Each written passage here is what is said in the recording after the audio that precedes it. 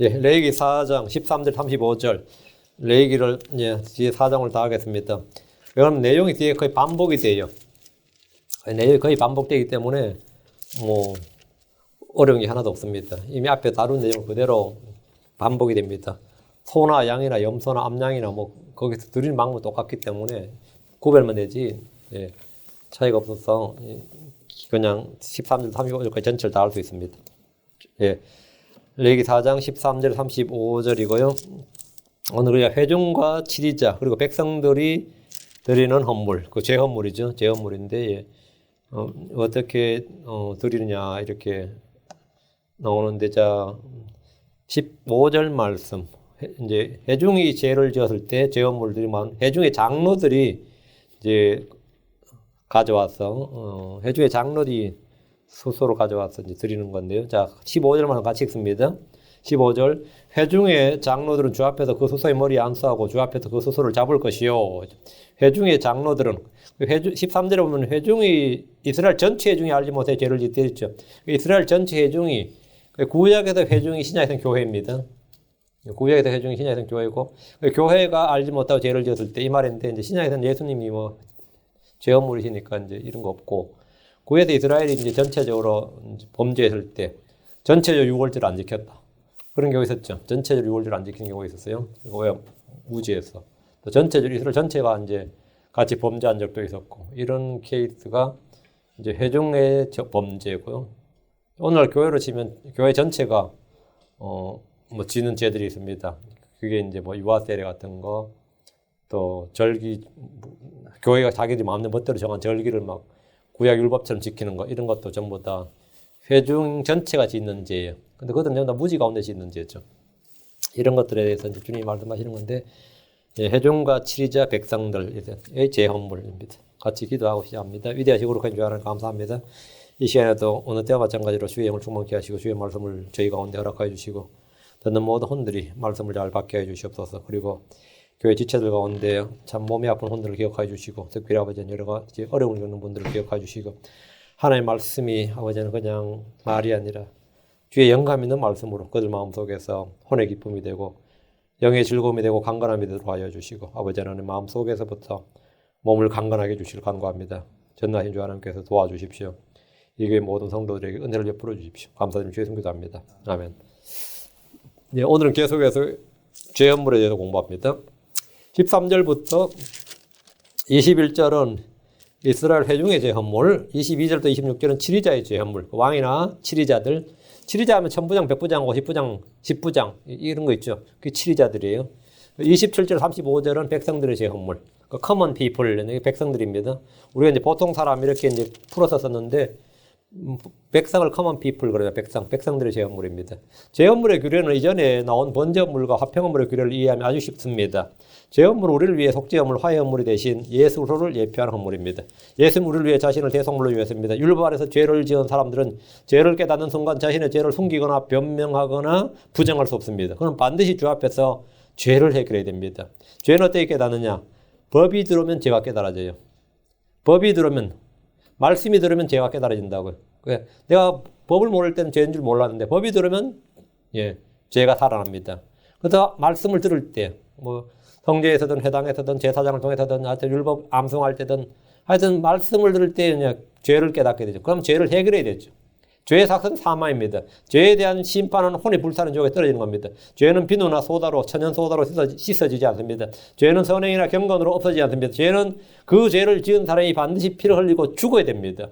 죄는 율법의 정죄를 받습니다. 죄는 하나님의 저주를 받습니다. 그래서 주님은 죄의 헌물을 마련해 주셨습니다. 우리의 죄를 대신해서 죽을 대속물을 통해 죄를 용서받고 죄로부터 씻음받고 혼이 구원받는 겁니다. 피 흘림 없이는 죄 사함이 없습니다. 율법 아래서는 소나 양이나 염소나 비둘기를 대속할 수 있는 헌물로 주셨는데 은혜 아래서는 예수님께서 친히 자신의 몸을 우리의 제헌물로 대속물로 주셨습니다. 하나님은 자기 아들을 보내시고 많은 사람의 대속물로 주셨습니다. 말씀 20장 28절에 이와 같이 사람의 아들도 성경을 받으러 오지 아니하고 도리어 섬기며 자기 생명을 많은 사람의 대속물로 주려고 왔느니라. 주님께서 자기 생명을 대속물로 주셨다. 피 흘려 죽으셨다. 그 피와 자기 몸을 속죄물로 주신 거죠. 예수님은 자기 생명을 주었습니다. 그 말은 자기 생명, 육체의 생명은 피에 있다 그랬죠. 피를 주셨다 이 말이. 자기 피를 주셨습니다. 자기 몸을 주셨습니다. 마가복음 10장 45절에 사람의 아들은 섬김을 받으러 오지 아니하고 도리어 섬기며 자기 생명을 많은 사람의 대속물로 주려고 왔느니라. 그 주려고 와서 주셨죠. 주려고 왔으니까 주셨죠. 예수님은 자기 생명을 많은 사람의 대속물로 주려고 오셨습니다. 그분은 하나님 우리를 위해 주신 마련하신 제물입니다. 그분은 완전한 헌물입니다. 그분은 흠도 없고 점도 없는 어린 양입니다. 그분의 피는 귀한 피, precious blood, 귀한 피입니다. 흠도 없고 점도 없는 어린 양의 보배로운 피다. 보배로운, 귀한, 이게 precious. 황소와 염소의 피는 죄를 제거하지 못했지만 예수님의 피는 우리의 마음과 양심과 생각을 깨끗하게 합니다. 모든 불의와 불법을 제거하고 우리를 흠없이 하나 앞에 세웁니다. 디모데전서 2장 6절에 그분께서 정하신 때에 증언을 받기 위해 모든 사람을 위한 대속물로 자신을 주셨느니라. 예수님 바로 대속물이다. 이 대속물에 대한 이해는 율법을 통해서 완벽히 이해할 수 있죠. 이스라엘은 완벽하게 이해할 수 있습니다. 이방인들은 이런 게 별로 없었기 때문에 뭐 이해하려면 또 공부를 좀 해야 되고 또 배경을 배워야 되는데 유대인들은 전통적으로 모세 때부터 계속 이걸 해왔단 말이죠.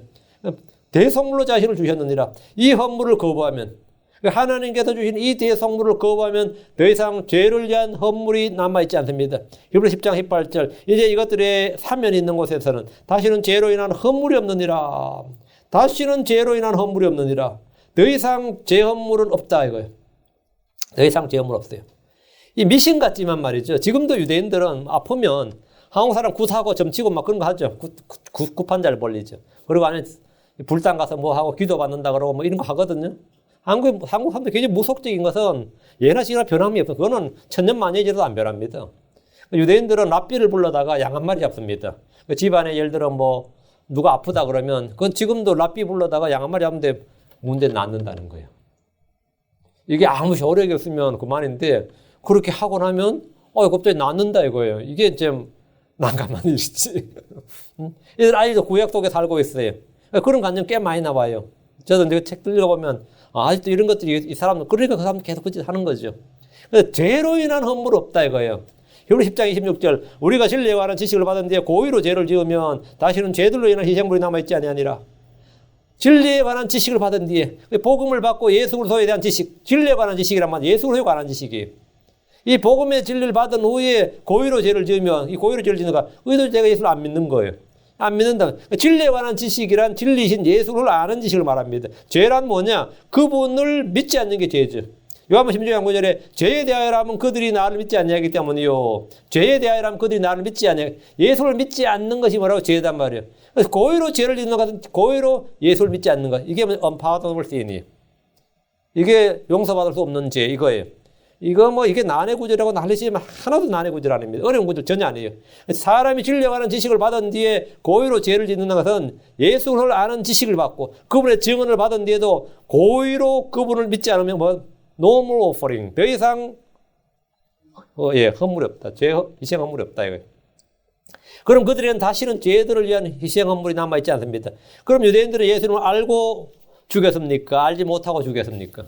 예수님을 알고 죽인 거예요? 알지 못하고 죽인 거예요? 고의로 죽였습니까? 그들이 예수님을 죽인 것은 불행 중 다행히도 알지 못하고 죽였습니다. 사도행전 3장 17절 이제 형제들아 너희의 친위자들과 마찬가지로 너희도 알지 못하여 그리한 줄 내가 아노니라. 너희도 알지 못하여 그리한 줄 내가 아노니라. 그러니까 뭐가 되는 거죠? 죄 헌물이 필요한 거지. 알지 못하여 너희는 이스라엘 전체 회중이 알지 못하여 죄를 지었고 친위자들도 알지 못하고 죄를 지었다. 그러니까 죄 헌물이 있다 이거예요. 예수님이 바로 죄 헌물이다 이거예요. 성경은 유대인들이 그분을 알지 못하고 죽였음을 증언합니다. 무지로 인해 죽였기 때문에 그들은 용서받을 수 있습니다. 속죄 헌물은 알지 못하고 지은 죄에 대한 것입니다. 사도행전 13장 27절 예루살렘에 가는 자들과 그들의 친위자들이 그분을 알지 못하고 예루살렘에 가는 자들 뭐죠? common people 백성들과 그들의 친위자들이 그분을 알지 못하고 심지어 안식일마다 읽는 대언자들의 목소리도 알지 못하였으므로 그분을 정죄하여 그 목소리들을 성취하였다. 그러니까 뭐죠?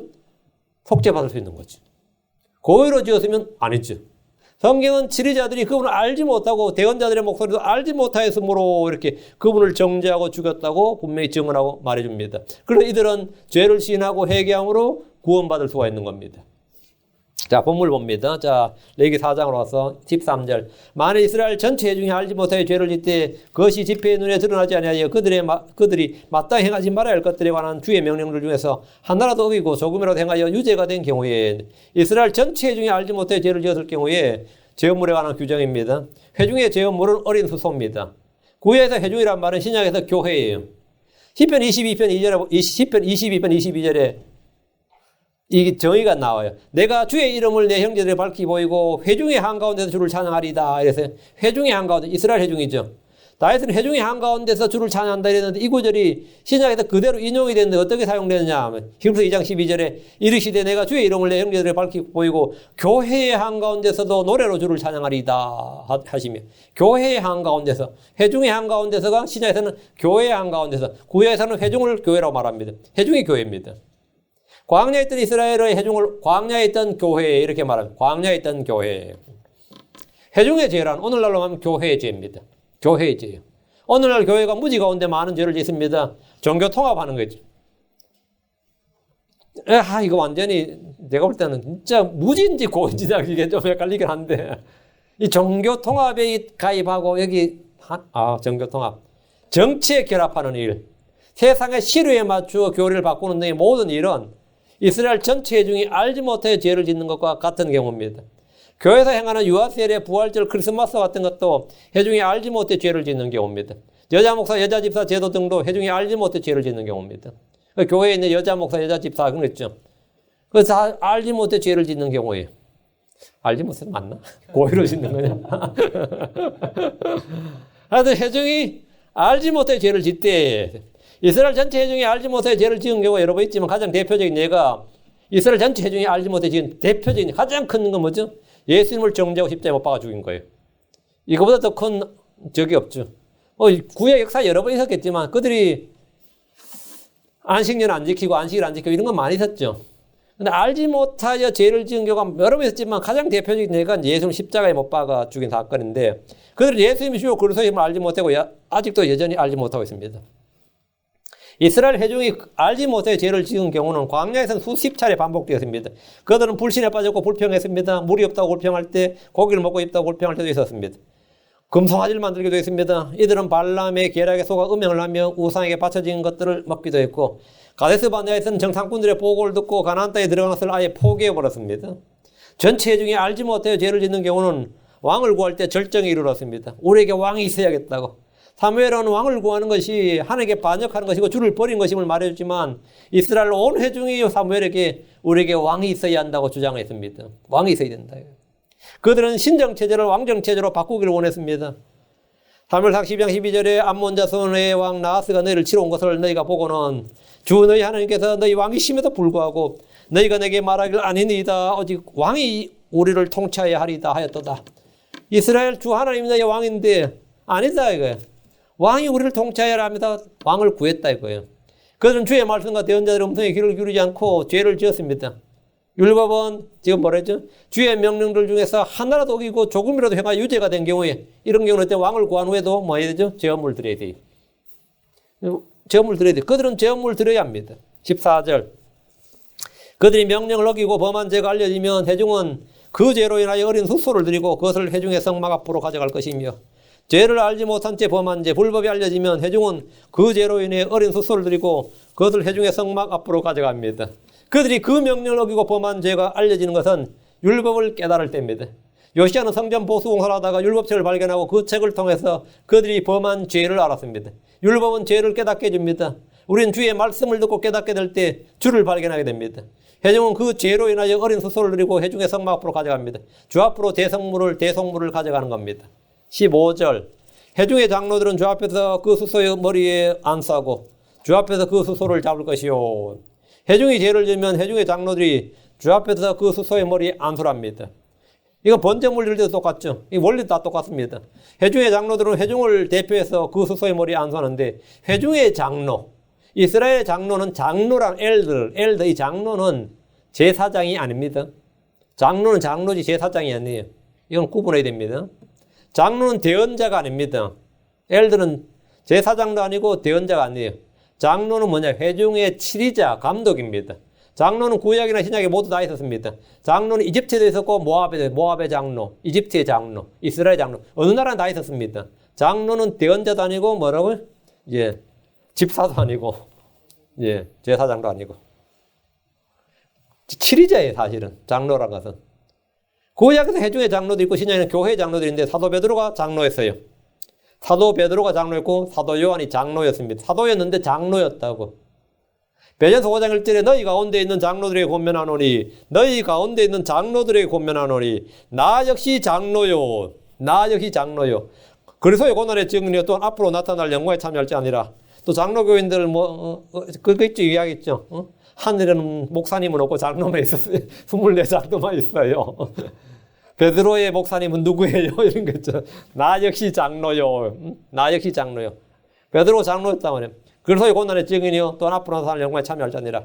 사도 요한 역시 장로였습니다. 요한 2서 1장 1절, 요한 3서 1장 1절 자기 장로라고 다 있어요. 회중의 장로는 회중을 대표하고 교회의 장로는 교회 양떼를 먹이고 감독하는 자들로서 교회를 대표합니다. 장로는 오늘날 장로교에 있는 장로들이 아니라 목사, 감독을 말합니다. 회중의 장로들은 주 앞에서 그 수소의 머리에 안수하고 그 수소를 주 앞에서 잡습니다. 회중의 죄를 대속하기 위해서입니다. 16절 기름 부음을 받은 제사장은 그 수소의 피를 가지고 회중의 성막에 가서 기름 부음을 받은 제사장은 그 수소의 피를 가지고 회중의 성막으로 갑니다. 성막으로 주님이 계신 성막으로 가는 거예요. 주 앞에서 수소의 머리 안수하고 잡고 제사장이 그 피를 가지고 회중의 성막에 가져가는 일은 모두 공통. 이거는 다 공통이니까 계속 반복입니다. 뭐 따로 이제 설명할 필요 없죠. 앞에 다 했어요. 17절 자기 손가락을 그 피의 일부에 담그고 주 앞에도 회장 앞에도 그 피를 7번 뿌릴 것이며 이것도 같죠. 공통입니다. 제사장은 자기 손가락을 그 피의 일부에 담급니다. 담궈가지고 이제 피를 뿌리는 건데 주 앞에도 휘장 앞에도 그 피를 7번 뿌리고 7은 하나님이 수이고 하나님이 일하는 방식입니다. 사람들이 10진법을 쓰죠. 하나님 7진법을 씁니다. 10은 이방인의 수입니다. 성경은 7진법, 하나님 7을 씁니다. 헌물의 피를 주 앞에서 그 휘장 앞에도 7번 뿌린 것은 피를 온전히 다 주께 드리는 행위를 예표하는 겁니다. 그러고 나서 이제 피를 회중의 성막 앞에서 이제 뿌리고 나서 그 일부를 이제 7번 뿌리고 이렇게 다음 그 피의 18절 그 피의 또 그 피의 일부를 주 앞에 있는 회중의 성막 안에 있는 제단에 이거 분향제단입니다. 번제단이고 분향제단의 뿔들에 바르고 그 피 전부를 회중의 성막 문에 있는 제단 곧 번제물 제단 밑에 쏟을지냐. 이거는 앞에 거는 번제단이에요. 이건 앞에 안에는 분향제단, 앞에 번제단. 분향제단의 뿔들에는 바르고 번제단에는 뿌리고 피를 다 쏟아버린다. 휘장 앞에 7번 뿌리고 그 피의 일부는 회중의 성막 안에는 제단의 뿔들에 바릅니다. 이 제단은 안에 있는 제단은 향을 피우는 분향제단이죠. 성막 안에 있는 향제단의 뿔들의 피를 바르고 남은 피는 제단 번제 헌물, 번제물, 피는 전부 번제물의 제단 밑에 쏟습니다. 그러면 소 한 마리 피가 얼마나 나올 것 같아요? 엄청나겠죠. 양은, 염소는 다 피 엄청나죠. 그 피 다 쏟아보면 완전히 냄새며 이것들 같아요. 그러면 성전이 얼마나 더러워. 그 파리들 날 끓고, 그렇죠. 근데 그런 걱정은 없었어요. 왜 없었느냐? 예. 제단의 뿔들이 이걸 다 태웠습니다. 다 태웠어요. 이건 거의 항상 기적이죠. 그렇게 쏟아부어도, 그거는 그냥 불이 나와서 싹 태우는 거예요. 그래서 이제, 그러면 이제 제사장, 이게 우리가 드리는 헌물이 받아들여졌다. 이렇게 이제 인식하게 된 겁니다. 근데 이게 이 랍비들의 쓴 글에 보면 놀라운 일이 예수님을 십자가에 못 박고 난 후부터 이게 안 된 거예요. 희한하게도. 그럼 어떻게 되는 거죠? 제사장 죽어나는 거예요. 왜? 청소해야 되잖아요. 근데 그게 하루 이틀 청소를 어떻게 해? 맨날 쏟아붓고 하면. 그날부터 갑자기 이게 안 되는 거예요. 그리고 7 등불 있죠. 등불의 마지막 등불은 절대로 꺼지면 안 됩니다. 근데 아무리 붙여도 꺼지는 거예요. 아무리 기름을 하고 붙여도, 그 언제까지 AD 70년까지. 그들 기록에 나와요. 그들의 기록에도. 예수님 십자가에 못 박힌 이후부터는 이게 희한하게도 안 되는 거예요. 이게, 이 혈액이 소용이, 그 전까지 다 됐는데 안 된다 이거예요. 안 된다. 그 기록 보면, 우린 그거 읽으면 놀랍죠. 근데 그들은 이제, 이런 걸 보고도 안 믿냐 싶은데 그들은 하나님께서 AD 70년 예루살렘 다시 멸망시키기 위해서 미리부터 40년간 경고했다고 믿어요. 그렇게 해석하더라고요. 이야, 이거 진짜 똑같은 사안이라도 그렇잖아요. 나는 그걸 읽으면서, 이야, 하나님께서 참 절묘하게 또 이걸 또 다 이렇게 보여주셨구나 싶고 놀랐구나 이래 싶고 저 읽었거든요. 그걸 옛날 제가 뭐 모르고 어떤 분이 저한테 책을 선물해 주겠는데 뭘 선물해 주면 좋겠냐 그래서 제가 그 라피드 책을 하나 좀 사서 그 탈무드 사서 구해 왔더니만 두 권을 크게 사서 지금도 안 읽고 있어요.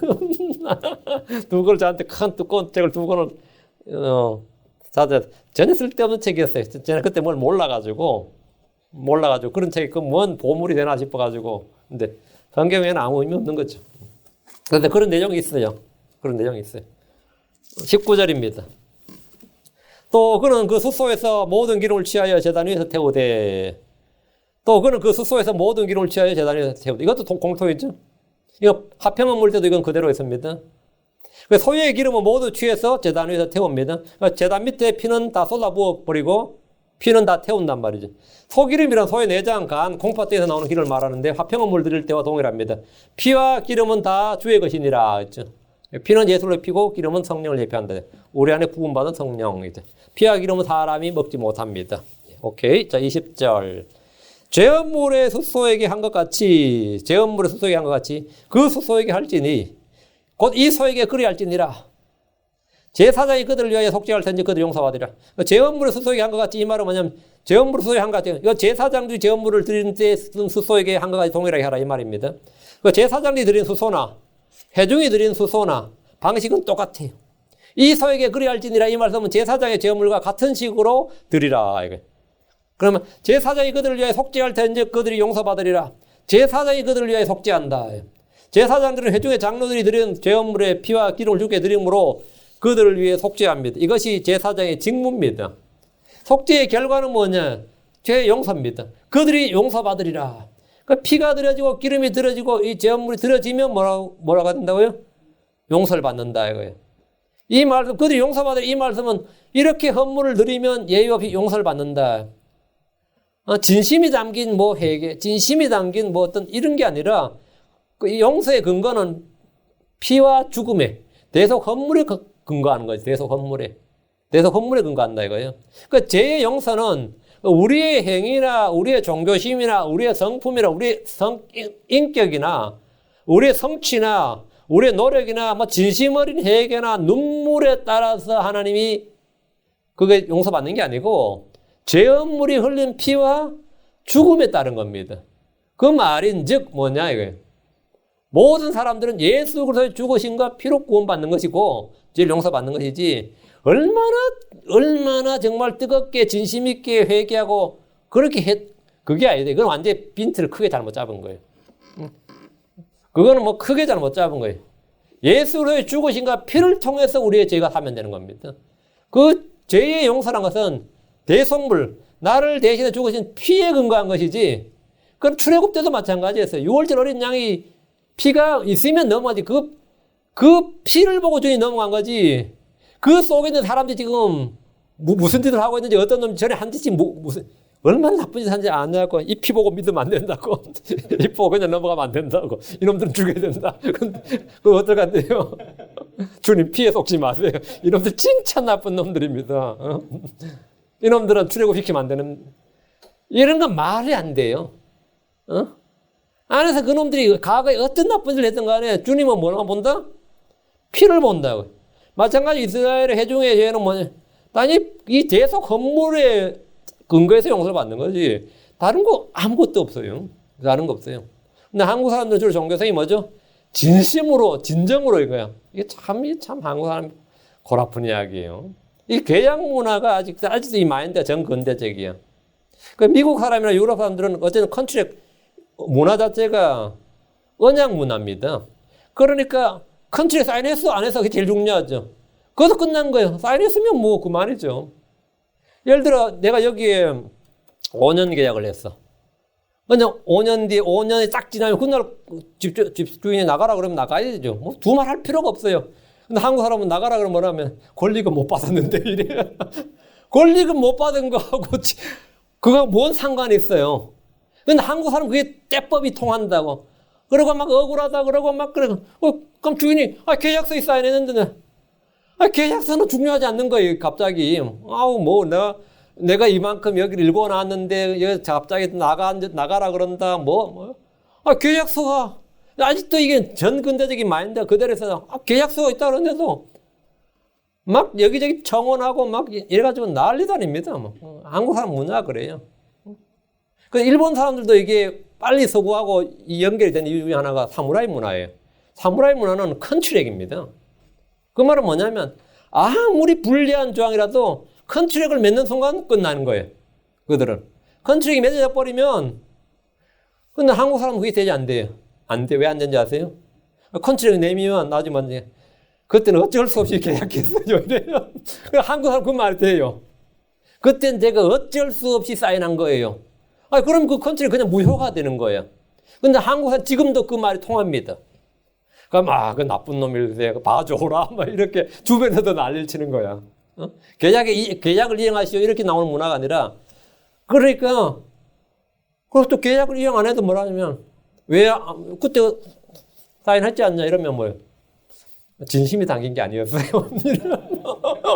근데 이게 한국 사람끼리 그게 말이 돼요. 말돼 안 돼요. 한국과 일본이 말이죠. 계약을 했어요. 진짜 여러 번 했습니다. 근데 한국 사람이 일본한테 덤벨 때 항상 하는 말이 뭐죠? 진심 어린 사죄가 아니었다는 거야. 일본이 말이죠. 진심 어린 사죄든 가짜 사죄든 여기서는 컨트랙 문화에서 어떻게 되죠? 가짜라든 진심 어리게 하든 상관없어. 사인한 순간은 끝이야. 진심이 어렸든 가짜라든 사인한 게 책임이라고요. 그런데 잘못 안 했어요. 길티야, 나 길티한데 길티하면 그것도 길티야. 근데 사실 그때 어쩔 수 없이 했어요. 그러면 근데 한국은 그게 된다고. 그때 어쩔 수 없이 유죄를 인정할 수밖에 없었어요. 강압적인 분위기였어요. 불평등 조약이었어요. 이런 식이에요. 그러면 이쪽 사람들은 그걸 이해를 못 합니다. 그건 말이 안 되는 거라고, 말이 안 돼. 그런데 제가 알기로는 일본이 한국에 공식적으로 25번 이상을 공식적으로 사죄를 했어요. 25번 이상 그것도 수상이나 이런 국가 최고 책임자가 공식적으로. 그럼 그건 끝난 거예요. 근데 한국 사람들이 하도 천황이 안 한다고 그래가지고 결국 천황이 했습니다. 천황이 직접 이제 사죄를 했어요. 그럼 이제 거기서 끝나야 돼. 천황이 다음에 뭐랬냐면 진심이 없다. 지금도 하는 말이 진심이 없다 그래요. 야, 이거 진짜 저도 한국 사람이지만 진짜 이거 게임입니다, 이거. 그 말은 뭐냐면 이게 제가 왜 이 예를 드냐면 한국의 크리스천들도 이 정서를 그대로 교회를 갖고 와요. 그러고 나서 하나님 앞에서 자, 네가 죄를 자백하고 하나님을 예수 그리스도로 받아들이면 용서받는다, 구원받는다 그러면 그 진심으로 받아들여야 되지 않을까요? 이런다고. 뭐 진심으로 받아들여야지 당연히. 근데 어떻게 믿어야? 이게 아주 난감해지는 거예요. 이 진짜 구원받은 걸까요? 이게 왜? 계약 문화가 아니니까 내가 한 게 진짜인지 가짜인지 이게 이 정도로의 뭐가 된 거죠? 난 그때 눈물도 안 흘렸는데, 내가 진짜 그때 별 그거 안 했는데. 그러니까 이 헌물을 드렸으면 죄가 용서된다고. 그들이 용서받으리라. 그러니까요. 그러니까 예수님께서 병자들, 내 죄들이 용서받았느니라 이랬어요. 그러면 용서받은 거죠. 근데 한국 사람 같은 경우는 그게 말이 안 됩니다. 왜 안 되는지 아세요? 머리에 손도 안 얹어주시고, 뭐도 안 해주시고, 그냥 말만 하고 말았다고. 말만 하고 말았다는 얘기예요. 응? 진실 해준 게 없다 이거예요. 말만 하고 말았다. 이게 말을 했다는 게 중요한 거예요.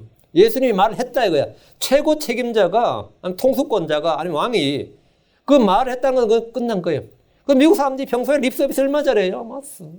I'm sorry, excuse me, thank you, better 하다가 책임져야 될 일이 있어 보세요. I'm sorry 합니까? 절대 안 합니다. 한국 사람들 뭐라 그러는지 아세요? 이거 미안하다 소리 한 번 안 하더라니까 이래요. 안 하지. 하는 순간 끝나는데. 하는 순간 끝나요. 전에 한국 연예인의 아들이 미국 와서 교실에서 누구하고 자기 선후배 말 놓는다가 싸워가지고 하나가 죽은 이 사건이 터졌어요. 그것도 프라이빗 스쿨이야. 기독교 크리스천 프라이빗 스쿨이었어요. 그래서 아버지가 한국에서 비행기 타고 날았는데 교장 만났는데 교장 안 만나주는 거예요. 근데 이 사람이 막 언론이 되고 한탄하는 게 교장이고 선생이고 누구도 자기가 한국 돌아갈 때까지 I'm sorry 한 놈이 한 명도 없었다는 거예요. 왜? 쏘리 한 순간 돈 물어내야 되는데 누가 I'm sorry 해요? 그건 법정에 갈 일이지 한 명도 I'm sorry 안 하더라는 거예요. 야, 그 말 한마디가 적었는데 나한테 미안하다는 놈이 교장부터 미안하다는 사람이 한 명도 없었다 이거예요. 그건 문화가 완전히 다른 거죠. 진심이든 가짜든 미안하다는 순간에 책임을 져야 되는데 책임을 져야 되는데 그런데 이게 주님께서 여긴 사람의 그 말이 인정을 했다. 이 말은 굉장히 중요한 거예요. 그래서 한국 사람들 여기서 뭐 자식이 어떻게 잘못해가지고 이거 다 내 책임이 내가 죽였다 그러면 그냥 수갑 차는 겁니다. 경찰은 바로 수갑 쳐서 법정에 가서 자백했다 그래요. 내가 죽였다고. 이 사람 몇 번 말했다는 건 내가 죽인 놈이다. 내가 죽인 이렇게 자인했다는 거예요. 그 말의 위력을 전혀 모르는 거죠. 그 말이 얼마나 무슨 효력을 발휘하는지를 한국 사람은 그냥 관용적으로 하는 말이야. 관용적으로. 그런 건 없어. 성경에서 그런 건 없습니다. 왕의 말에는 권위가 있나니. 주의 말씀에는 권위가 있어요. 그 말 자체가 끝이야. 그 말 자체가. 이게 뭐냐면 계약문화입니다. 성경은 뭐야? 언약의 책이에요. 하나님 앞에서 실수했다 그러면 안 됩니다. 내가 뭐라고 실수했다고 하면 안 돼요. 실수했다. 지금 우리는 죄는 어떻게 사면 되었냐? 예수의 죽음과 피를 통해서 우리의 죄가 사면됐어요. 그래서 됐어, 우리 끝이야. 내가 뭐 진심으로는 뭐니 그런 말 필요 없어요. 예수님 죽으셨는데, 예수님이 피를 흘려 죽으셨고 헌물로 들으셨는데 됐어, 우리지. 거기에 대해서 토를 달면 뭐 되는 거죠? 말이 안 되는 거죠. 하나님도 거기에 토를 못 달죠. 토를 달면 안 되죠. 토를 달면 안 되죠. 21절. 그는 그 소설을 진영 밖으로 가져다가 첫째 소설을 태운 것 같이 태울지니, 예. 그것은 회중을 위한 제 헌물이니라 했죠. 예. 피와 기름은 주의 성막 앞에서 뿌리고 태우는 것으로 주께 헌물 드렸습니다. 나머지 가죽과 고기는 진영 밖으로 가져다가 태웁니다. 고기를 다 밖에서 태우는 거예요. 제단 위에서 태우는 게 아닙니다. 번제 헌물은 제단 위에서 태웠어요. 제 헌물은 밖에서 태웁니다. 첫째 수소를 태운 같이 태우라 이렇게 하셨는데 이건 제사장의 제 헌물을 태운 것과 동일하게 하라 이 말입니다. 그것은 회중을 위한 제 헌물이니라. 이게 제 헌물이에요. 이렇게 드려지는 수소의 피와 기름과 고기가 회중의 죄를 속죄하는 헌물입니다. 제 헌물입니다. 그 수소를 진영 밖으로 가져다가 이 말을 하면 우리 주님께서 성문 밖에서 진영 밖에서 고난을 당한 것을 보여주는 겁니다. 22절. 만일 치리자가 알지 못하여 마땅히 행하지 말아야 할 것들에 관한 주자기 하나님의 명령을 중에서 하나라도 어겨 죄를 짓고 조금이라도 행하여 유죄가 된 경우에 22절 26절은 치리자의 죄업물입니다. 치리자가 알지 못하여 죄를 지었을 경우에 죄업물로 무엇을 어떻게 드려야 하는지 규정해 주는 말씀입니다. 율법은 우리가 행하지 말아야 할 것들에 관한 규정이 해야 할 것들에 대한 규정보다 훨씬 많습니다. 뭐 하라 하는 명령보다 하지 말지니라 이 명령이 더 많은데 이런 명령들 중에서 하나라도 어겨 죄를 짓고 조금이라도 행하여 유죄가 된 경우에 그는 주께 죄헌물 드림으로써 죄를 용서받아야 됩니다. 치리자들이란 위로는 왕으로부터 천부장, 백부장, 50부장, 10부장 같은 관리들을 말합니다. 이들은 백성들을 다스릴 때 주의 법을 가지고 다스려야 됩니다. 백성들의 외모를 취하지 말아야 됩니다. 백성들의 외모를 취하지 말아야 돼요. 이게 아주 중요한 겁니다. 누가 죄를 지었을 때 사람 자동적으로 뭐하는 사람이야? 응? 뭐하는 사람이야? 외모를 취하죠. 너가 아버지 뭐 하시노? 유명한 말 있죠. 한국 사람들 이게 뭐 학교에서 애들한테 제일 먼저 하는 게 이게 가계조사라 그래가지고 우리 때는 이거 다 했습니다. 아버지 학력까지도 묻네. 근데 이게 미친 나라가 취업할 때도 이걸 묻는 거예요. 취업할 때 면접 보는데 직업을 다 묻는 거예요. 그래서 이번에는 법으로 이걸 이제 못하게 했는데 합법적으로 법으로 규정을 해야 되는데 권고사항을 해놨어요. 이번에 권고사항은 별 의미가 없습니다. 법으로 완전히 딱 저걸 해버려야지. 그리고 외모를 취하지 말아야 된다. 그 치리자들이 가장 흔히 짓는 죄가 이제 외모를 취하는 거죠. 다음에 뇌물을 받지 말아야 된다. 요거. 그리고 두세 증인의 증언과 더불어 증거를 확보해서 재판하라. 그렇지 않으면 전부 다 죄를 짓는 거예요. 출애굽기 23장 6절에 너는 가난한 자의 소송에서 그에 대한 재판을 굳게 하지 말지니라. 이 가난한 자라고 그냥 야 자백해 그러고 막 윽박지르고 이렇게 그렇게 재판을 굳게 하지 말라 해. 가난한 자의 소송에서 그에 대한 재판을 굳게 하지 말지니라. 재판할 때 부자에게 호의를 베풀어서 안 되듯이 또 반대로 가난한 자라고 해서 은근한 호의를 보여서도 안 됩니다. 가난한 자라고 해서 호의를 보이는 것도 안 돼요. 출애굽기 23장 3절에 너는 가난한 자의 소송에서 그에게 호의를 보이지 말지니라. 가난한 자, 우리가 약자편이란 말이 있죠. 이왕 뭐 같이 응원할 것 같으면 약자편이란 말이 있어요. 치리자들이 가장 자주 하는 실수가 이 둘 중에 하나입니다. 가난한 자라고 무시하거나 가난한 자라고 은근히 호의를 보이거나 약자 편 들어주거나. 그 재판은 그렇게 하는 게 아니라고. 재판은 뭘로 하는 거죠? 공의에 따라 하는 거예요. 공의에 따라 하는 거지 뭐 부자 가난자 중요한 게 아니단 말이죠. 그 사람의 직업이나 학력을 보고 판단하는 이런 우리 가운데 너무나 흔한 일입니다. 그러니까 치리자들이 가장 자주 하는 실수가 이 재판을 굽게 하는 거죠. 그리고 이렇게 외모를 따라 판단하는 일이 흔히 짓는 죄조인데 이런 죄를 지었을 때 죄업물을 드려야 된다. 뭐 뇌물 받았을 때 당연히 죄업물 드려야 되고요. 속여서 뭘 취했을 때도 죄업물 드려야 되고. 레위기 19장 15절에 너희는 재판할 때에 불의를 행하지 말라. 너는 가난한 자의 외모를 중시하지 말고 강력한 자의 외모를 존중하지 말며 오직 의롭게 내 이웃을 재판할지니라. 가난한 자의 외모를 중시하지 말고 가난한 자의 외모, 강력한 자의 외모를 존중하지 말며 이 사람이 그런 거 할 사람은 아닌데 이런 식으로 강력한 자의 외모를 존중하지 말며. 그러니까 치리자들이 알지 못하고 지은 가장 큰 죄는 예수님을 대적한 겁니다. 치리자들이 이스라엘 전체 회중도 마찬가지고 치리자들도 마찬가지예요. 시편 2편 2절에 땅의 왕들이 스스로 나서며 치리자들이 함께 의논하여 주와 그분의 기름 부음 받은 자를 대적하며 이르기를. 치리자들이 함께 의논하여 주와 그분의 기름 부음 받은 자를 대적했다. 이들이 하나라도 어겨 죄를 짓고 조금이라도 불법을 행하여 유죄가 된 경우에 죄업물이 필요하다 이거예요. 죄를 지은 사람이 죄를 해결하기 위해 필요한 것이 속죄물, 대속물입니다. 이 3절. 자기가 지은 죄를 알게 되거든 그는 흠없는 순념소 새끼를 자기 허물로 가져다가. 치리자는 자기가 지은 죄를 알게 되면 흠없는 순념소 새끼를 허물로 가져옵니다. 제사장 숫소, 회중의 장로들 어린 숫소, 치리자는 순념소 새끼, 백성들의 암염소 새끼를 죄업물로 가져오도록 했는데 하나님 알지 못하고 죄를 지은 사람들이 이 죄 허물을 다 헌물을 달리 정하셨어요. 헌물이 왜 달리한 것 같아요? 이는 죄의 경중에 따른 것이 아니라 제사장이 지은 죄, 치리자가 지은 죄, 백성이 지은 죄 이게 뭐 사람 차별해서 그런 게 아니고 죄에 대한 책임을 달리한 겁니다. 죄에 대한 책임을 달리한 것. 이건 이 세상 형법에서도 똑같습니다. 같은 죄를 지어도 지위가 높은 사람이나 공무원, 교사, 성직자 등에게는 가중처벌하는 죄가 있는데 더 높은 도덕성과 의무를 요구하는 까닭입니다.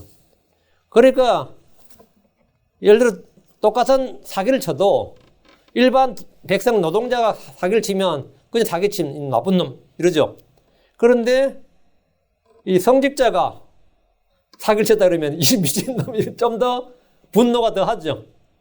뭐 그런 식이다 말이죠. 그 가중죄. 근데 뭐 교사가 뭐 어떻겠다. 그 교사가 학생한테 그랬다 그러면 어떻게 되죠? 더 분노하잖아요.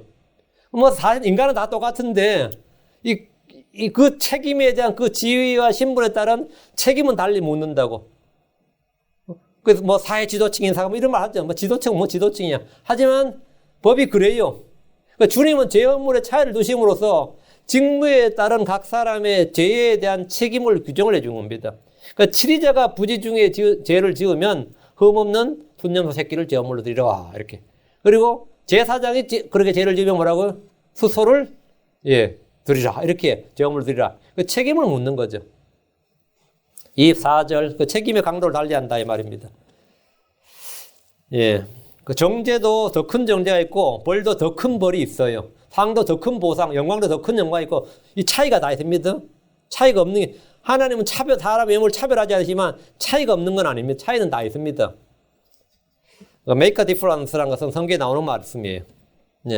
남자와 여자에게 차이가 있고 종과 주인에게도 차이가 있고 제사장과 백성들 차이가 있어요. 선생 교사와 당연히 그 차이가 있고. 자, 25절 24절인가 25절인가요? 24절, 오케이. 그 염소의 머리에 안수하고, 이거 똑같죠? 수소나 뭐 똑같은 거예요. 그 염소의 머리에 안수하고 헌물만 다릅니다. 주 앞에서 그들이 번제 헌물을 잡는 곳에서 그것을 잡을지니 그것은 죄 헌물이니라. 죄 헌물 드리는 방법은 수소나 염소나 동일합니다. 염소의 머리에 안수하고 주 앞에서 그들이 번제 헌물을 잡는 곳에서 그것을 잡습니다. 이렇게 잡는 헌물이 죄 헌물이고요. 25절. 제사장은 자기 손가락으로 그 죄 헌물에 피를 찍어 번제 헌물 제단에 뿔들에 바르고 여기 이제 한 가지 차이가 있죠. 여기서 약간의 앞에 하고. 뭐가 있어요? 손가락을 담아서 피 뿌리고 7번 뿌릴지는 일은 없죠, 지금. 25절에. 피를 찍어 번제물의 제단에 뿔에 바르고 이건 있었어요. 한 가지가 생략이 되고 있단 말이죠. 그것의 피는 번제물 제단 밑에 쏟으며 제사장들이 제물을 드리는 방법은 똑같아 보이지만 한 가지 차이가 있는데 제사장들의 제헌물과 회중의 제헌물은 제사장이 자기 손가락으로 피에 담그고 피를 찍어 회중의 성막 앞에서 7번 뿌렸단 말이에요. 그리고 그 헌물의 피를 분향의 제단에 뿔에 바르고 번제물의 제단 아래 쏟았는데 이 염소의 피는 휘장 앞에서 7번 뿌린 과정 없이 곧바로 번제물의 제단에 뿔들에 바르고 분향 제단도 아니고 차이가 있어요. 번제물 제단에 뿔들에 바르고 피는 번제물 제단 밑에 쏟았습니다. 제헌물로 드려진 순염소 새끼의 피는 뿌리지 않고 분향 제단에 뿔에 바르지 않고 그러니까 안으로 가지고 않았죠. 곧바로 번제물 제단에 뿔들에 바르고 제단 밑에 쏟는 것이 전부입니다. 여기 차이가 있습니다. 26절 그것의 모든 기름을 화평한 물의 희생물의 기름같이 제단 위에서 태울지니 제사장이 그의 죄에 대해서 그를 위해 속죄할 텐지 그가 용서받으리라. 이건 동일해요. 똑같습니다. 기름을 처리하는 방법은 소를 드릴 때나 화평한 물을 드릴 때와 동일합니다. 순염소의 모든 기름은 제단 위에서 태웁니다. 화평한 물의 기름같이란 말대로 기름을 드리는 것은 염소도 동일하다. 화평한 물의 기준이 됩니다. 제헌물은 기본적으로 주님과 화평과 화해를 추구하는 헌물입니다. 그래서 기름을 제단 위에 드린 것은 모두 다 same, 동일입니다. 똑같습니다. 27절 만일 보통 사람들 중에서 백성들 중에서는 어떤 이가 알지 못하여 죄를 짓되 마땅히 행하지 말아야 할 것들에 관한 주의 명령들 중에서 하나라도 어기고 조금이라도 행하여 유죄가 된 경우에 보통 사람들이 알지 못해 죄를 지은 27절부터 35절까지 끝까지는 이제 보통 사람들이 죄를 지은 백성들이 알지 못해 죄를 지은 경우입니다. 하나님 제사장, 회중, 치리자 백성들을 구분해서 제헌물을 종류를 달리 드리게 한 것은 모두에 대한 동일한 의무와 책임을 부과하신 것이 아니라 차이를 둔다는 점을 분명히 하고 있습니다. 제헌물을 드린다는 것은 다 공통이에요. 제헌물을 드려야 한다는 것은 이건 공통이죠. 모든 사람은 공통이 있고 차이가 있다 이거예요. 예. 그 주님께서 모두에서 동일한 의무와 책임을 부과하는 것이 아니라 차이를 둔다. 이것은 일반 형사법에서도 동일하게 적용됩니다. 누가복음 12장 47절 48절에 자기 주인의 뜻을 알고도 자기를 예배하지 아니하고 주인의 뜻대로 행하지 아니한 그 종은 채찍을 많이 맞되 알지 못하고 채찍 맞을 일들을 한 자는 적게 맞으리라. 많이 맞되 적게 맞으리라. 차이가 있죠? 누구든지 많이 받은 자에게는 사람들이 많이 요구할 것이요 사람들이 많이 맡긴 자에게는 더 많이 달라고 요구하리라. 많이 받은 자를 말하고 많이 요구한다. 근데 내가 하나님의 은혜를 많이 받았어요. 하나님께서 이 성령의 선물, 은사를 많이 받았다. 당연히 뭐죠? 책임이 많죠. 책임이 많고 또 잘못하면 뭐라고요? 채찍을 많이 맞는다 이거예요. 채찍을 많이 맞는다. 하나님께서 남자와 여자 사이에 차이를 두셨고 유대인들과 이방인들 사이에 차이를 두신 것처럼 제사장과 치리자들, 백성들 사이에 차이를 두셨습니다. 차이를 둔다는 것은 차별한다는 말이 아닙니다. 알지 못하고 채찍을 맞을 일을 한 자는 알지 못하고 채찍 맞을 일을 한 자는 적게 맞습니다. 많이 받는 자에게 많이 받은 자에게 더 많이 요구합니다. 같은 죄를 지어도 제사장들이나 치리자들은 백성들보다 더 많은 책임을 묻습니다. 보상에 더 큰 보상이 있듯이 정죄에도 더 큰 정죄가 있습니다. 야고보 3장 1절에 내 형제들아 너희는 많이 선생이 되지 말지니라. 많이 선생이 되지 말라. 우리가 더 큰 정죄를 받을 줄 너희가 아느니라. 그럼 더 많이. 그러니까 유대인들은 하나님께 이방인들보다 많은 걸 받았죠. 그러니까 뭐 심판도 더 가혹하죠. 훨씬 더 큰 정죄를 받아요. 훨씬 더 받습니다. 그 선생님들, 성경교사를 마찬가지입니다. 목사들은 자기 목사라고 뽐낼 거 없으면 굉장히 두려움을 가져야 돼요. 두려움과 떨림을 가져야 됩니다. 왜? 하나님께서 더 큰 정죄를 받을 줄을 너희가 아느니라 알잖아요. 그 치리자들은 더 큰 정죄를 받았어요. 제사장은 더 큰 정죄를 받았고요. 더 큰 정죄를 받았어요. 그 보통 사람들 중에 어떤 이가 알지 못해 죄를 짓거나 주의 명령을 중에서 하나라도 어기고 조금이라도 행하여 유죄가 된 경우에 그는 율법 전체에서 유죄가 됩니다. 그럼 그는 제헌물이 필요합니다. 성경 말하기를 전도서 7장 20절에 선을 행하고 죄를 짓지 않은 의인은 땅 위에 하나도 없느니라 합니다. 죄를 지을 때마다 제헌물이 필요하다면 단번에 영원히 완전하게 드려지는 그런 제헌물이 없습니까? 그 제헌물이 바로 주 예수 그리스도입니다. 그분은 단 한 번 자신의 몸을 희생물로 영원히 드리셨습니다. 히브리서 10장 10절에 바로 이 뜻으로 말미암아 예수 그리스도의 몸이 단 한 번 영원히 드려짐을 통해 우리가 거룩히 구별되었노라. 예수 그리스도의 몸이 단 한 번 영원히 드려졌다. 단 한 번 영원히 드렸다. 여기에 우리의 뭐가 있죠? 구원이 있는 거죠. 여기에 우리의 구원이 있어요. 히브리 10장 12절 오직 이 사람은 죄들로 인해 한희생물을 영원히 들이신 뒤에 하나님의 오른편에 앉으셨느니라. 예수님께서 뭐라고요? 죄들로 인한 한희생물. 이게 뭐죠? 죄업물이죠. 주님께서 죄업물을 영원히 들이셨다예요. 죄업물을 영원히 드신 뒤에 하나님 오른편에 앉으셨어요. 그러니까 우리가 뭐가 된 거죠? 죄를 용서받은 거죠. 그래서 우리가 깨끗하게 된 거예요. 이게 뭐냐? 구원의 근거죠. 이게 구원의 근거예요.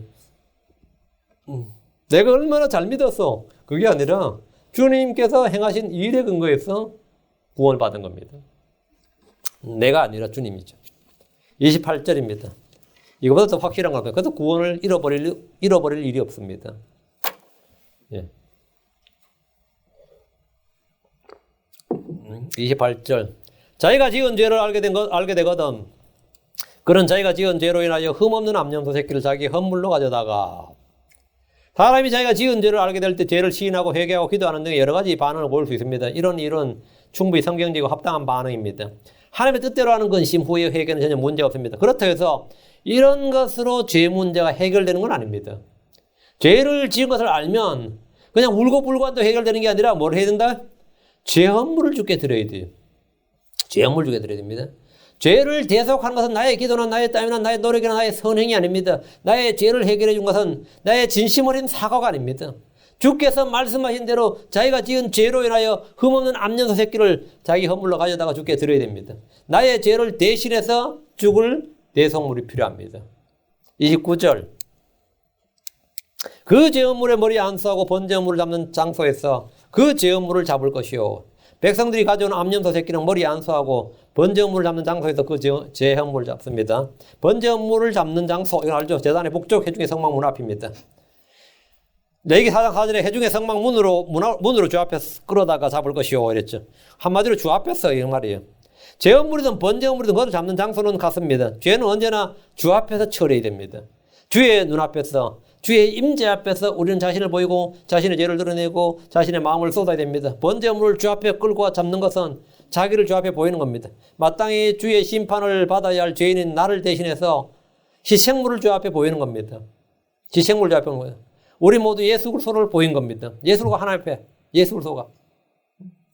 우리를 대신해서 자신을 주 앞에 들이신 분이 주 예수 그리스도입니다. 하나님 예수 그리스도를 보셨습니다. 예수님은 자신을 하나님 앞에 보이셨습니다.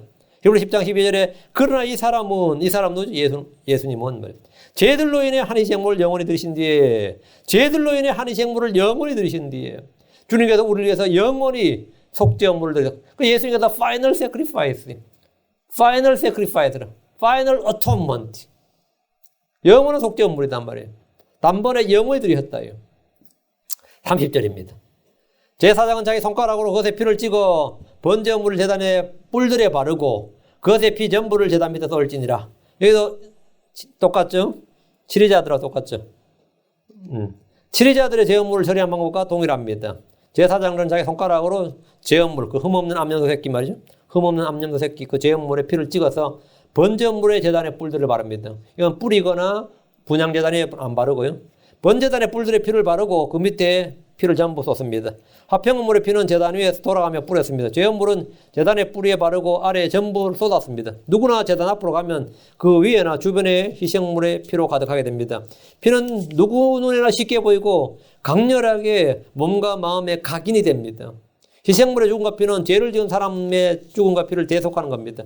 제헌물 드리는 사람은 자신의 죄로 인해 죽어 피를 흘린 죄 없는 황소와 염소의 피를 보게 됩니다. 그리고 그 죽음을 보게 되는 겁니다. 피도 보게 되지만 그 시체를 보게 되죠. 이것은 우리의 죄를 위해 죽으신 주 예수님의 죽으신과 피를 보여주는 겁니다. 누구나 십자가에 못 박힌 예수 그리스도를 보게 된단 말이죠. 그분을 흘린 피와 그분의 죽은 몸이 하늘에 이 공중에 매달려 있는 걸 보게 되는 겁니다. 31절 예수는 우리를 위해 피를 다 흘리셨어요. 31절 또 그는 그것의 모든 기름을 화평헌물의 희생물의 기름을 취하는 것 같이 취할 것이요. 제사장은 그 기름을 싹 이제 몸에서 다 끄집어내는 겁니다. 피와 기름 다 끄집어내는 거예요. 제사장은 그것을 제단 위에 태워 주께 향기로 냄새가 되게 할지니 여기 언더라죠. 독특한 말이죠. 제헌물은 향기로 냄새를 들이게 제헌물은 냄새가 나면 안 되죠. 근데 제단 위에 태워 주께 향기로 냄새가 되게 할지니 제사장이 그를 위해 속죄할 테니 그가 용서받으리라 했다. 그러니까 기름은 화평한 물에 희생물에 기름 취하는 것 똑같고요. 세임이고 제사장 그것을 제단 위에 태워 주께 향기로 냄새가 되게 합니다. 제헌물에는 향기로 냄새란 말이 없었는데 이 백성들이 드리는 기름에서만 이 표현이 나와요. 백성들이 드리는 기름 위에서 말하고 제단 위에서 태워 주께 향기로 냄새가 되게 할지니 때문에 번제헌물, 음식물, 화평한 물은 향기로 냄새로 드리는 헌물이 맞습니다. 그러나 제헌물은 향기로 냄새로 드리는 헌물이 아닙니다. 근데 본문에 유일하게 제사장, 회중, 치리자들은 이게 없는데 백성들이 드리는 헌물에는 뭐 이게 지금 향기로 냄새가 되게 하라 이런 거예요.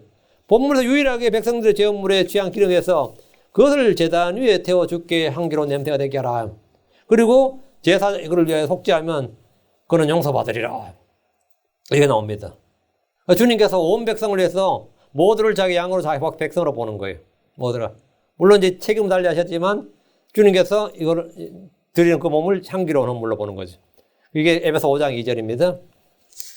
32절. 그가 만일 어린 양을 제물로 가져오려거든 흠없는 암컷을 가져다가 만약에 다른 걸 암염소가 아니라 어린 양을 가져오려면 흠없는 암컷을 가져오라. 염소가 아니라 어린 양을 제물로 가져오려면 흠없는 암컷을 가져오라. 소는 수소, 양과 염소는 암컷을 제물로 사용합니다. 백성들은 제물로 흠없는 암염소 새끼나 염소나 양을 취하는데 암컷, 암염소, 흠없는 암컷을 가져다가 양중에서 암컷을 택이라 하면 됩니다. 3절. 그 제물의 머리 안서 그들이 번제물 잡는 곳에서 그것을 잡아 제물로 삼을 것이요. 이거 똑같습니다. 헌물의 머리 안수하고 주 앞에서 그걸 잡는다. 이것은 공통. 자, 34절. 제사장은 자기 손가락으로 그 제물의 피를 찍어 번제물의 제단의 뿔들에 바르고 그것의 피 전부를 제단 밑에 떠돌지니라. 이것도 앞과 동일합니다. 35절. 또 그는 그것의 모든 기름을 화평한 물에 희생물의 기름을 취하는 같이 취할 것이요. 제사장은 불로 예배하여 주께 드리는 헌물같이 그것들을 제단 위에서 태울지니 그가 범죄로 인하여 제사장이 속죄할 텐지 그가 용서받으리라. 이미 앞에서 설명한 것과 같습니다. 기름은 화평한 물에 희생물 취하는 것 같이 취하면 되고 화평한 물에 대해서 모르시는 분은 앞으로 가서 다시 공부해야 됩니다. 제사장 불로 예배하여 주께 드리는 헌물같이 이란 말은 번제물이나 화평물 드린 것 같이 이렇게 말한 겁니다. 제헌물의 기름은 제단에다 태우고 고기는 진영 밖에다 태웁니다. 그렇게 하면 그가 범한 죄로 인하여 제사장이 속죄할 터인즉 그가 용서받으리라. 제사장이 속죄한다는 것은 예수의 속죄, 중보자를 말한 것이고요. 그가 용서받으리라. 헌물 드린 사람은 다 용서받습니다. 제헌물 드린 사람이 받는 복입니다. 제사장이 그가 범한 죄로 인해 속죄하면 그가 용서받습니다. 속죄에 필요한 것은 희생물의 죽음, 피, 그리고 제사장의 속죄입니다. 예수는 우리의 희생물이었고 당시에 우리의 중보자, 중재자, 대제사장입니다. 예수님은 우리의 희생물이 되시고 또한 뭐라고 피를 흘리시고 죽으셨죠. 다음에 우리의 속죄하는 제사장이 속죄할 텐즉 그 하나님 우편에서 계속 우리를 중보하시죠. 예수님은 우리 대제사장 사역을 감당하신 겁니다. 그래서 이로해서 그가 용서받으리라. 우리 다 용서받은 거죠. 그가 용서받으리라. 용서받으려 했는데 여기 대해서 그러면 안 돼요. 그저 여기서 피일에다가 딱 지켜야지. 그 용서받으리라. 용서받으리라. 우리 모두 다 예수를 믿음으로 용서받았습니다. 우리의 죄는 제거되었고 우리의 모든 불의와 불법은 깨끗하게 되었습니다. 완전히 제거되었대요. 완전히 끝났습니다. 왜? 주님께서 완전한 속죄물이 되셨고 주님이 우리의 영원한 대제사장이 되셨습니다. 이보다 더 확실한 게 없습니다. 이게 뭐냐면 구원입니다. 여러분 이 구원에 대한 원리 이해도가 더 높을수록 복음을 전하는 데 쉽습니다. 누구의 복음을 전할 때 쉬워요. 그리고 그 사실을 여러분이 증언해 주시면 됩니다. 기도합시다. 위대하시고 거룩하신 주 하나님 감사합니다. 하나님께서 오늘 주의 말씀을 선포하도록 시간과 공간을 주시고 또 아버지 하나님 말씀을 들을 수 있는 혼들을 허락해 주셔서 감사합니다. 말씀 선포할 수 있는 힘을 주신 것을 또한 감사합니다. 아버지 하나님 주님께서 이루신 모든 일들에 대한 그런 율법의 예표들을 저희 가운데 허락해 주셔서 저희가 좀 더 깊이 있게 우리 주 예수님의 사역과 그분의 당하신 고난과 희생과 죽으심과 피와 그분의 속죄 사역에 대해서 잘 이해할 수 있도록 잘 깨달도록 지혜와 계시를 주시고 영감을 다해주시고 아버지 영적인 조명을 풍성하게 허락하여 주시기를 간구하며 성령께서 깨닫게 해주신 대로 저희가 입을 열어서 진리의 말씀들을 많은 죄인들에게 또 아버지 하나님 교회를 다니지만 깨닫지 못한 혼들에게 전해줄 수 있도록 은혜 허락하여 주시고 저에게 깨닫는 마음을 주시고 확대의 혀를 허락해 주시옵소서. 전하신 주 하나님께서 마지막 날들에 참으로 저희가 혼들을 이겨오는 일에 최선을 다하도록 하시고 아버지 많은 열매들을 거둘 수 있도록 도와주십시오. 감사드리며 주의 숨기도합니다. 아멘.